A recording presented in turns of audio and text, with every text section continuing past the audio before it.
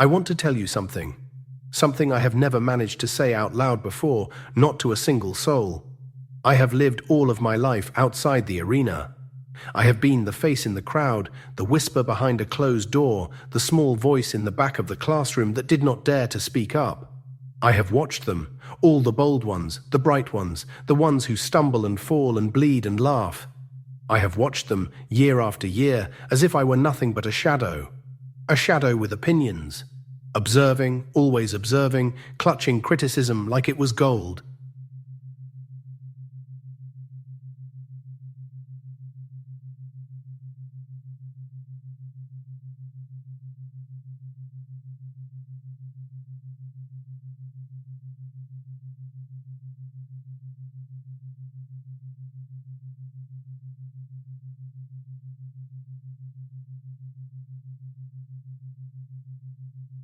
As a child, my father, he did not say much, but when he did speak, his voice was heavy, always weighted down by disappointment. He would watch me from his worn wooden chair, eyes glinting in the half-light, challenging me to try. But fear stuck in my throat, thick and choking. I suppose I learned early that there was safety in staying silent, comfort in pointing out the errors of others. It is easy, so terribly easy to become a critic, is it not? It is easier still to hide your own trembling heart behind the armor of clever words.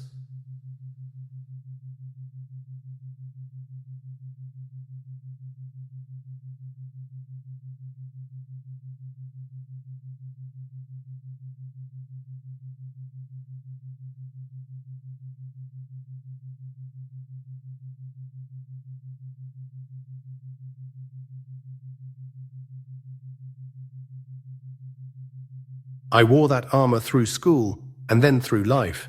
My friends, if you could call them that, came to me for advice. Should I take the stage, or join the team, or confess to that girl in the hallway? And I would reply with a smirk, an artful warning, "Be careful, you might embarrass yourself." I was afraid for them, I told myself.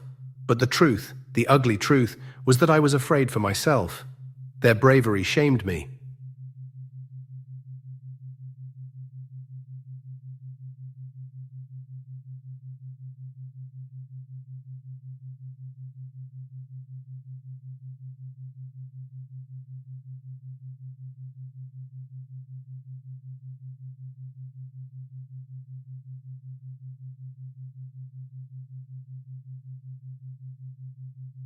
Year after year I watched. I almost tried out for the play once. I wrote my name on the paper in pencil, then erased it before anyone could see. In university, I hovered by the club sign-up table, hands trembling, then slipped away unnoticed. At work, when a promotion was suggested, I listed reasons the other candidates would not do well, as though that made me wise, not just afraid. I knew every error others made, every time someone failed. I catalogued their mistakes, so I would not have to face my own.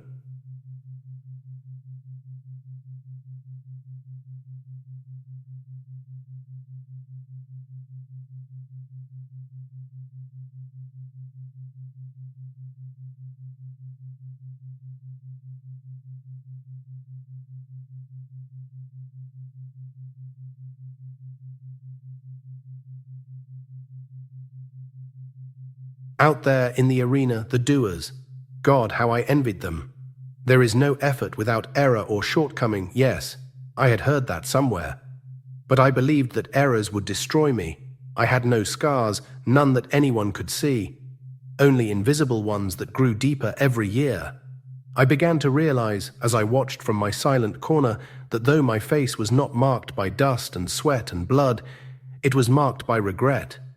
Regret is heavy, heavier than fear, heavier than shame.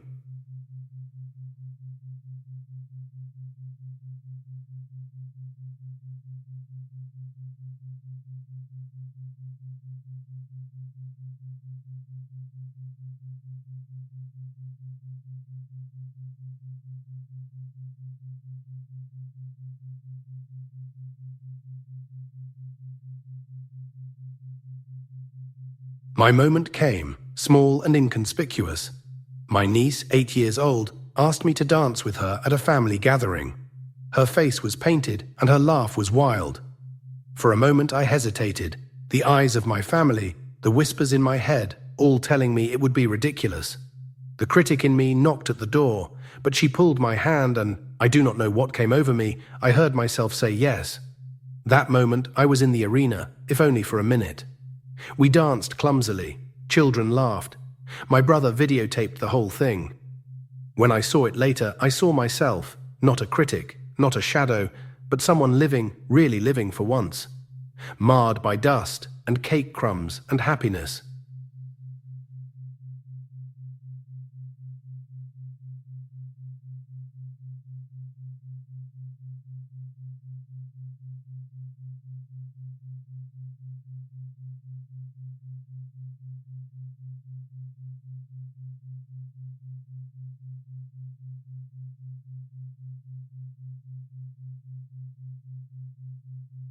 I wish I could tell you I was transformed in an instant.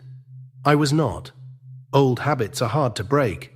But something happened, something broke open in me. When you are in the arena, you learn about enthusiasm, devotion, and above everything, you learn about failure. You face your own limits, you risk humiliation, yes. But you also taste the thrill of high achievement, no matter how small that achievement may be. I started to say yes, sometimes, just sometimes, to things that frightened me. Open mics, pottery, a date, reaching out to my estranged father. Each time I was afraid, each time I failed a little, or a lot. But each time I was less afraid.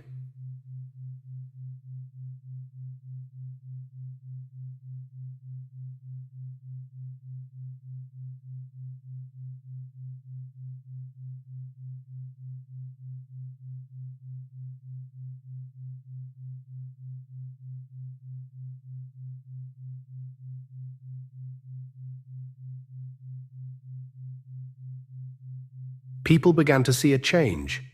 Or perhaps I did. My criticism of others became softer, and then it began to fade. I realized how brave people are, really. How much it takes to step forward, to risk ridicule, to risk falling. I understood now, truly understood, that no one who tries, who risks, who dares, escapes unscathed. And those who refuse to try, those who stay in the shadows, may never taste defeat. But they will never know victory either, nor joy, nor peace.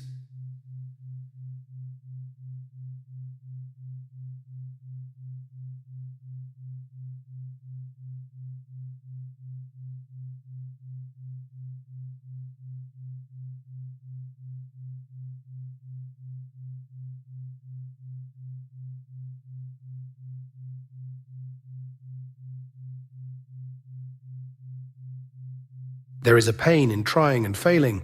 There is a pain in daring, falling short, and having others see your bloody face. But that pain is different from the cold ache of regret. The first warms you, the second freezes you. I have lived in the cold for too long, and I do not want that anymore.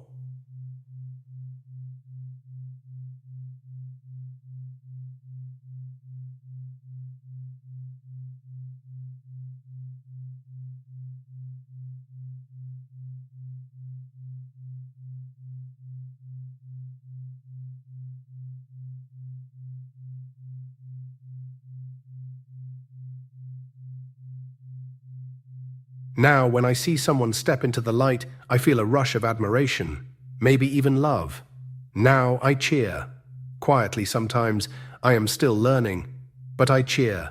For them, for myself, for every soul who spends a little more of themselves in a worthy cause. For my niece, for my father, for my younger self. I still make mistakes, I still fall short. But I try, and I see now that trying is the point. I want to encourage you to try too, to step into your own arena, whatever and wherever that is. No one else can do it for you.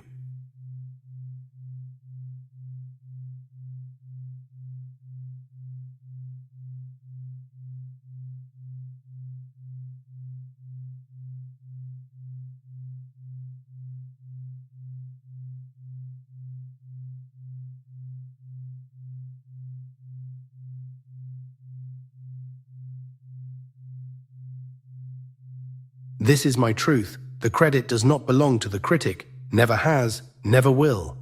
The credit belongs to you if you are willing to be marred by life, to sweat, to bleed, to put aside clever words and choose vulnerable, brave, imperfect action. Whether you triumph or fail, if you dare greatly, your place is forever apart from the cold and timid souls, from the person I was, and from the regret that haunted me.